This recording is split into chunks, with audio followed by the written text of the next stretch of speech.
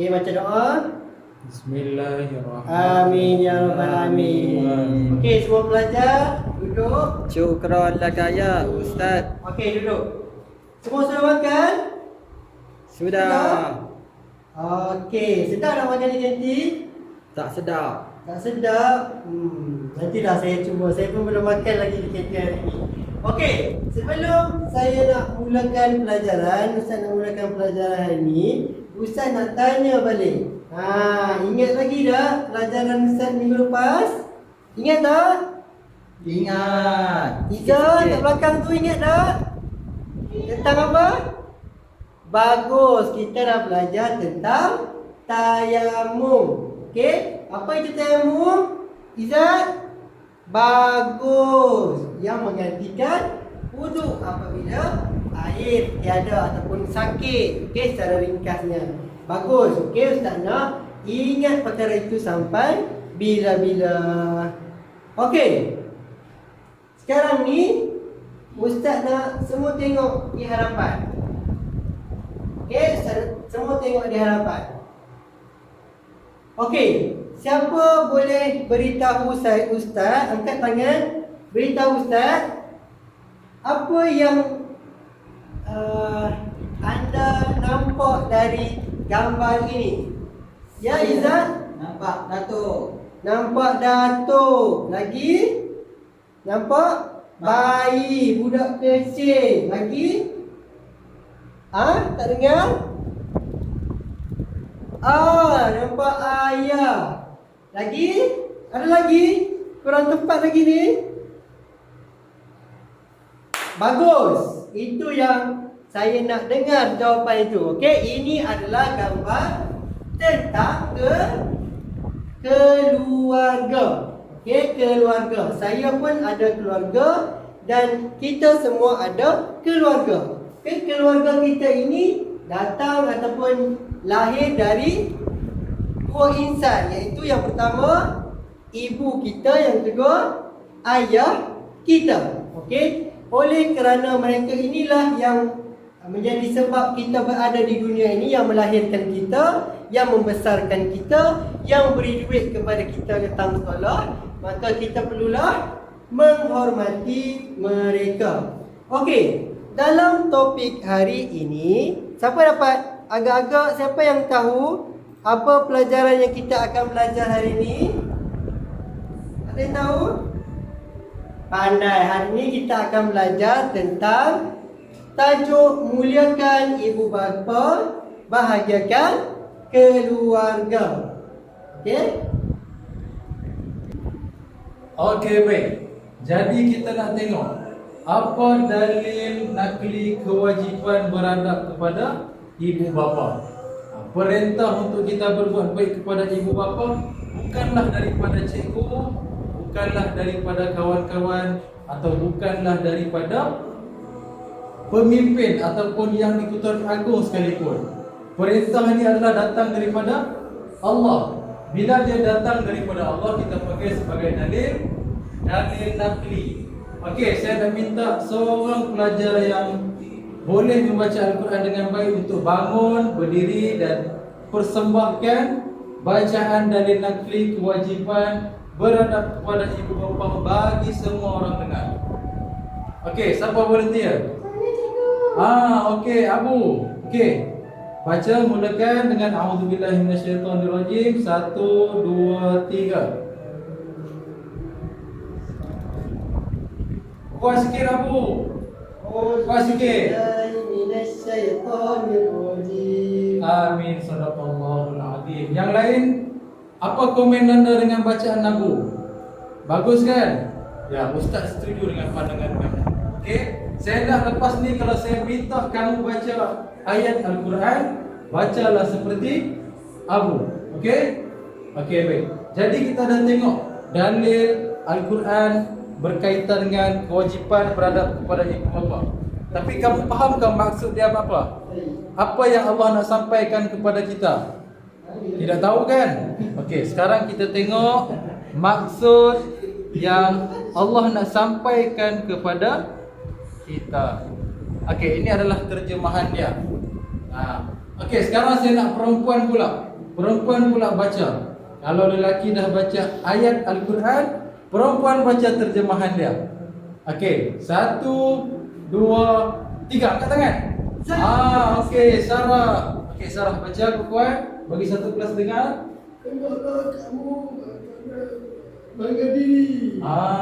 Nampak tak dalam ayat Quran ini? Allah minta kita supaya yang pertama, tuntutan dalam ayat ini supaya kita tengok yang berwarna biru, beribadah kepada Allah. Kemudian jangan kamu sekutukan Allah dengan sesuatu. Yang ketiga, hendaklah kamu berbuat baik kepada kedua ibu bapa dan kaum kerabat. Jadi kamu nampak tak betapa pentingnya kita berbuat baik kepada ibu bapa? Allah letakkan dalam ayat ini. Yang ketiga, kalau yang pertama beribadah, yang kedua jangan sekutukan, yang ketiga berbuat baik kepada ibu bapa. Selepas itu barulah anak yatim, orang miskin, jiran tetangga. Jadi nampak tak di mana Allah letak kedudukan ibu bapa di sisi agama? Okey, jadi dah faham kan tentang dalil? Faham. Okey, insya-Allah. Okey, baik, tadi kita dah dengar, kita dah faham berkenaan dengan dalil, berkenaan dengan kewajipan. Kenapa kita perlu beradab kepada kedua ibu bapa kita. Baik, sekarang kita tengok pula macam mana cara, macam mana tata cara, macam mana formula kita nak beradab kepada ibu bapa dan keluarga kita. Okey, agak-agak. Ada berapa cara kita nak beradab kepada ibu bapa? Zulhilmi, ada berapa? 3. Betul, ada 3. Yang pertama kita ada dengan hati. Yang kedua dengan lisan, iaitu percakapan lah. Dan yang ketiga dengan perbuatan, iaitu dengan kita punya macam mana kita nak layan ibu bapa kita dan sebagainya. Baik, kita tengok pula secara ringkas ataupun secara lebih mendalam. Yang pertama, bagaimana kita nak beradab kepada ibu bapa dengan hati? Yang pertama, sentiasa menjaga hati. Maknanya kata bila kita nak layan ataupun nak cakap dengan ibu bapa kita, kita sentiasa jaga-jaga dengan perkataan kita. Jangan kita sesuka hati cakap sampai menyakitkan hati dia. Yang kedua, perhatian dan selalu mengambil berat dan bertanya khabar. Contohlah macam kita dah duduk kawan-kawan dengan ibu bapa, contoh yang jenis duduk asrama, yang jarang jumpa ibu bapa, sekali-sekala tu call lah ibu bapa kan, call setiap minggu ke, setiap sebulan sekali ke dan sebagainya. Dan yang ketiga, selalu ceria dan menunjukkan muka yang manis di hadapan mereka. Benda ni sebenarnya banyak di antara kita anak-anak yang selalu terlepas pandang. Kadang-kadang bila kita nak bercakap dengan ibu bapa, ada yang buat muka masam, muka marah. Jadi bila kita nak bercakap ni, muka dia kena senyumlah, senyum dengan ikhlas, bukan senyum dengan terpaksa. Okey, seterusnya berkenaan dengan cara beradab dengan lisan, iaitu dengan tutur kata, dengan percakapan. Yang pertama, bersopan santun dengan nada suara dan intonasi yang lemah lembut. Bila kita nak bercakap dengan ibu bapa ataupun yang lebih tua daripada kita, kenalah dengan sopan, lemah lembut. Bukanlah sama dengan cara kita bercakap dengan kita punya kawan-kawan. Tidak sama kita punya kosa kata, kita punya tata bahasa dan sebagainya. Yang kedua, menggunakan suara yang lemah lembut. Ia berkaitanlah dengan yang di atas. Yang ketiga, tidak menyanggah. Maksudnya, bila ibu bapa kita tengah berbual, contohnya dia berbual dengan ibu dan bapa kita, kita tidak bolehlah tiba-tiba menyampuk, kata orang, menyampuk. Sebab itu adalah sangat tidak beradab. Bila orang tua bercakap, kita kena dengar sahaja, dengar sampai habis, barulah kita boleh masuk campur. Dan yang ketiga, dengan perbuatan yang pertama, selalu menziarahi ibu bapa. Ini contohnya bagi yang kita nanti besok-besok bila kita dah berkahwin, mestilah ibu bapa kita duduk asing kan. Jadi, kenalah selalu melawat ibu bapa kita. Dan yang kedua, merawat dan menjaga ibu bapa yang sakit dan tua. Kalau kamu semua dah ada ibu bapa yang dah tua, yang dah uzur kan, yang dah umur 60-an, 70-an, yang dah sakit diabetes ke, sakit darah tinggi ke, sakit kaki dipotong ke, kita kenalah jaga ibu bapa dengan ikhlas, dengan seikhlas hati, bukanlah dengan terpaksa. Dan yang terakhir, memberi nafkah ataupun perbelanjaan kepada ibu bapa. Maknanya kata, bila mana kita dah kerja, besok-besok kita dah ada gaji, bagilah sedikit gaji kita supaya kita ada keberkatan itu. Semua tadi kita dah tengok berkenaan dengan 3 cara bagaimana kita nak beradab kepada ibu bapa ataupun yang lebih tua daripada kita. Sekarang kita tengok pula apakah kepentingannya, apakah kebagusannya, kenapa kita perlu beradab kepada ibu bapa dan keluarga kita. Yang pertama, laksanakan perintah Allah dan Rasulnya. Maknanya kata Allah sendiri dah sampaikan kepada kita, dah bagi tahu kepada kita bahawasanya kita perlu menghormati orang yang lebih tua daripada kita, terutamanya ibu bapa kita yang melahirkan kita. Yang kedua, apabila kita beradab ini, kita akan dapat membentuk individu yang berjaya di dunia dan di akhirat. Maksudnya kita tidaklah hidup itu sia-sia di dunia. Kita akan dapat balasannya yang baik apabila kita beradab kepada ibu bapa kita khususnya. Dan yang ketiga, membina kewibawaan diri. Maknanya kita dapat membina kita punya identiti, punya jati diri. Tidaklah bila orang tengok kita tu, orang pandang enteng, budak ni dah biasa kurang ajar dengan ibu bapa dia. Jadi bila orang tengok kita, dia dah tahu budak dia anak derhaka. Jadi kita tak naklah begitu kan. Dan yang keempat, yang terakhir, menjadi contoh teladan kepada orang lain. Jadi contohlah kalau kita ni sebagai abang ataupun sebagai kakak, apabila kita tunjuk contoh yang baik, kita hormat ibu bapa kita dengan cara yang paling baik, kita boleh jadi contoh, kita boleh jadi role model khususnya kepada ahli keluarga kita, khususnya lagi kepada kita punya adik-beradik. Baik. Slide dok. Okey. Sekarang ni semua pelajar dah tahu kan? Kita dah belajar tentang dalil, dah belajar tentang cara-cara untuk beradab dengan ibu bapa, dan kita pun dah belajar tentang kepentingan, tak dengar? Kepentingan beradab terhadap ibu dan bapa. Okey, sekarang ni dalam tempoh masa 1 minit, saya nak semua bentuk 3 kumpulan 1, 2, 3. Bentuk 3 kumpulan yang dalamnya terdiri dari 5 orang. Siapa yang paling lambat yang tak ada kumpulan, saya suruh dia berlakon kat depan ni. Okey? 3, 2, 1. Mula dari sekarang. Okey, cepat. Okey, dah siap. Okey, semua dah duduk. Okey, kalau semua dah dalam kumpulan, duduk. Okey, sekarang ni dengar arahan. Okey, Ustaz nak sekarang ni kita akan main aktiviti sedikit lah untuk menguji kamu punya kefahaman. Okey, setiap kumpulan Ustaz akan bagikan tajuk. Okey, tajuk kepada kamu dan kamu mesti melakonkan watak itu di hadapan kelas. Okey, jangan gelak, semua perlu berlakon di depan kelas. Okey, untuk kumpulan yang pertama di kiri Ustaz. Okey, saya nak anda melakonkan watak seorang anak yang beradab dengan kedua bapanya dari aspek hati.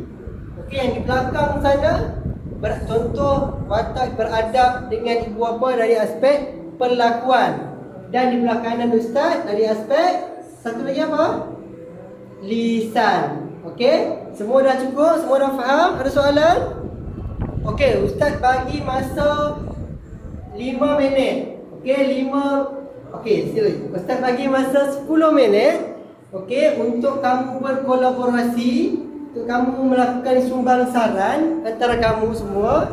Okey, selepas ini semua kumpulan saya Ustaz nak panggil ke depan dan lakonkan watak-watak ataupun contoh-contoh bagaimana kamu beradab dengan kedua ibu bapa kamu.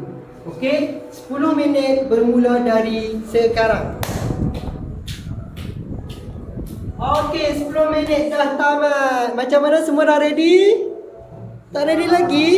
Saya dah bagi 10 minit. Dah ready kan? Okey, siapa nak volunteer? Bagus, kumpulan belakang ni bagus. Okey, kumpulan belakang, saya persilakan untuk mempersembahkan lakonan mereka. Berikan tepukan. Okey, tahniah. Lakonan yang sangat hebat, sangat menyentuh hati, sangat berbakat. Okey, seterusnya kumpulan yang kedua pula, berikan tepukan.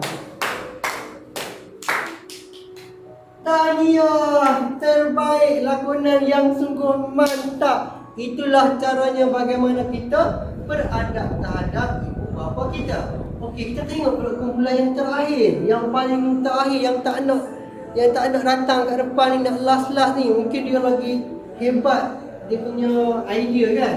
Okay, kita persilakan kumpulan yang terakhir. Tahniah, bagus betul kumpulan terakhir ni. Okey, dan ustaz pun ada bawa hadiah. Okey, ustaz bagi hadiah kepada pemenang. Okey, selepas ustaz menilai ketiga-tiga persembahan, maka yang paling terbaik dalam aktiviti kita pada hari ini jatuh kepada kumpulan Iza. Berikan tepukan semua. Berikan tepukan. Okey, wakil kumpulan. Okey, terima kasih. Okey, diharapkan semua rakan-rakan para pelajar dapat mengambil iktibar. Bukan saja sekadar kita saya saja berlakon, tapi agar kita ambil iktibar dan pengajaran daripada lakonan kawan-kawan di hadapan sebentar tadi. Okey, baik. Hari ini kita dah belajar maksud, kita dah belajar dalil, kita dah belajar cara-cara, dan yang terakhir sekali kita belajar tentang kepentingan. Jadi hasil daripada lakonan yang sudah kawan-kawan kamu bentangkan di depan tadi, boleh tak saya minta kamu buat sedikit kesimpulan, buat sedikit dapatan apa yang kamu belajar hari ini, ataupun walaupun sedikit saya akan terima. Tak semestinya satu karangan yang panjang, cukup dengan satu jawapan. Janganlah kita pulang dengan tangan kosong. Pastikan apa yang kita belajar hari ini dapat dimanfaatkan walaupun sedikit. Okey, saya nak wakil daripada lelaki dan wakil daripada perempuan. Okey, saya nak minta satu orang lelaki ceritakan kepada satu kelas apa yang dia dapat pengajaran daripada pembelajaran hari ini. Okey, saya minta Ramli. Saya tengok Ramli macam nak ke depan tapi dia malu-malu. Okey Ramli, apa yang kamu dapat hari ini? Yang pertama, okey, dalil. Yang kedua, apa kamu belajar? Ya, kamu kena beradab dengan ibu bapa dan ahli keluarga. Yang ketiga, apa lagi yang kamu dapat? Jangan sakiti hati mereka. Yang keempat, berbuat baik, bercakap dengan sopan santun. Yang kelima, semoga kita kuat sikit Ramli. Okey, dapat reda daripada Allah. Okey, cukup. Lagi perempuan, saya nak dengar daripada perempuan. Okey, Farhana, apa yang kamu dapat hari ini? Sama macam Ramli? Tak boleh. Saya nak jawapan yang lain. Okey, berbuat baik dengan ibu bapa dari sudut lisan. Apa contoh lisannya? Bercakap dengan lemah lembut, pandai. Lagi? Apa yang kamu dapat lagi? Dalil. Lagi? Perlu sentiasa doakan ibu bapa. Bagus. Okey, baik. Jadi berdasarkan apa yang kamu belajar hari ini, janganlah sekadar belajar. Tujuan kita belajar adalah untuk amalkan. Okey, jadi saya nak kamu balik nanti, kamu amalkan, kamu praktikkan segala cara beradab dengan ibu bapa terhadap ibu bapa kamu. Okey, baik.